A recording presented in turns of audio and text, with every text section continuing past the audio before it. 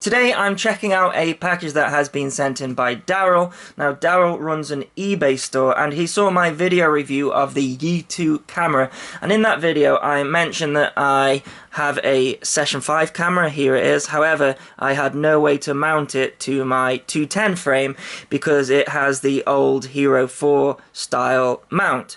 So he sent me a message and asked if I would like some mounts to check out. So he has sent me a bunch. So let's see what we have in this box. First of all, I have a letter. So it says, "Hello Andy, please find 4 different GoPro session cases for you to review and enjoy.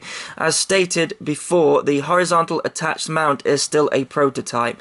The spacer is 29mm as opposed to the frame spacer being 28mm, ensuring the case attaches tightly to the frame. Sorry for the delay, we are undergoing major renovations at the workshop, adding another floor to accommodate CNC, laser and 3D printers." Oh, very nice. So everything is a bit up in the air this week. We will keep you up to date on further RC accessories and frame developments in the future. As stated before, the cases are available on eBay at the moment. Many thanks for your time, Daryl and Shane. Well, thank you, Daryl and Shane, for sending this stuff in. Let's see what we have. So, we've got a few mounts here. So, they are all in this bubble wrap, and let's take a look at them. So, we have a bit of foam there in the middle, and wow, look at the angle on this one. So, I believe that I have quite a few different angles here to try out, and this one is an extreme angle. Now, what I have been doing lately is flying at crazy angles. I have realized that for freestyle it's best to have the camera more further forward so that you can do easy maneuvers and acro, etc. But when you are racing, see, I have been flying through these race gates recently, and you need more camera tilt to fly faster. And the way that I like to think of it is it's kind of like a wing on a racing car, a bit like downforce.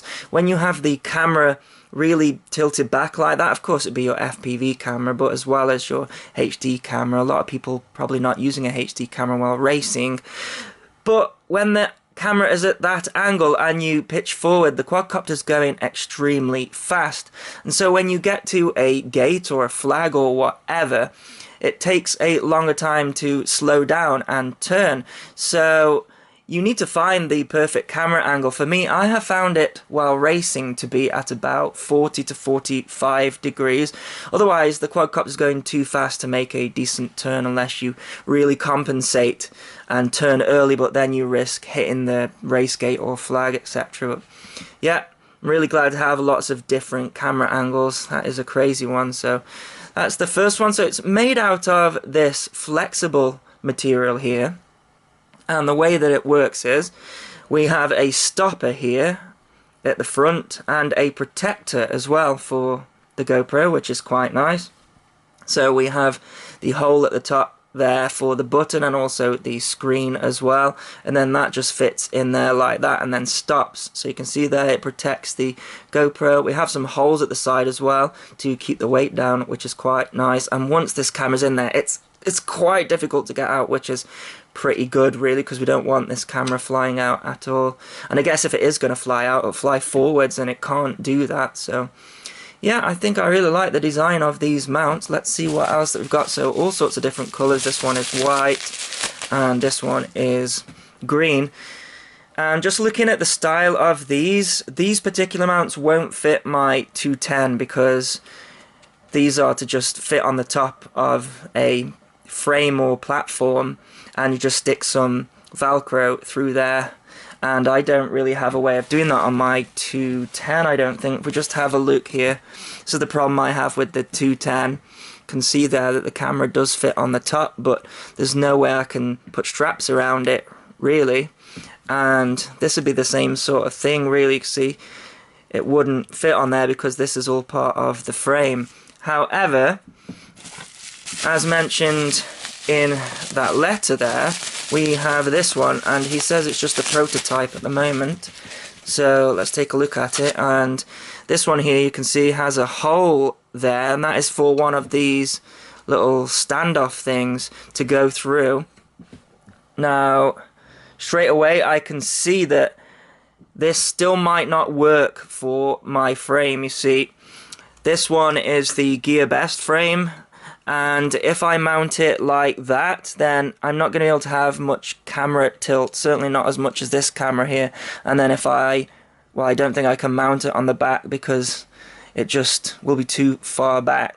However, I do still think I'm going to be able to use this because the camera sits in this really tightly. So I think what I'm going to do personally is reverse it. I have a lens protector on my GoPro anyway. It's like a tempered glass sort of thing.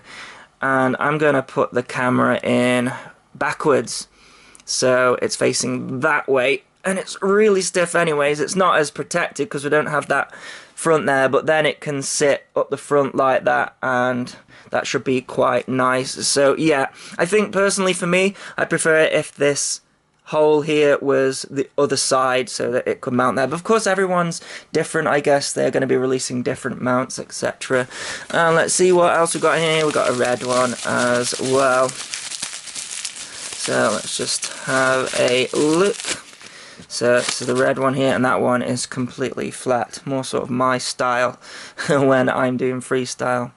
Well, that's all the mounts, that's pretty cool. So what I'm going to do is stick the mount on there. Now I'm also going to be trying out these propellers. These are the Racecraft propellers that I have seen a lot of people talking about. They come in this funny sort of sweet wrapper, and it's got all sorts of funny things on the back here, like nutritional facts. I guess they're going with the fact that they kind of look like sweets, like they're made out of sugar or something. And it's got here the percentage daily value and total carbs, etc. Sugar's so sweet. It's got faces on the packaging. That's quite funny. So I'll have to check those out. I'm also going to try out today this Turnigy graphene battery. It's a 1300, and I have been hearing good things about them, that you don't get any voltage sag, which is a problem with these 4S batteries. So I'm going to get this mount on, I'm going to stick the GoPro in and go for a fly. So let's check that out. So this is how I have got it mounted. You can see there that it's fitting on this front standoff, and I had to reverse the mount around, but it's not a problem at all because this camera is not going anywhere. It is in there solid, and you can see I can now match the angle of my FPV camera, and that mount is fantastic actually.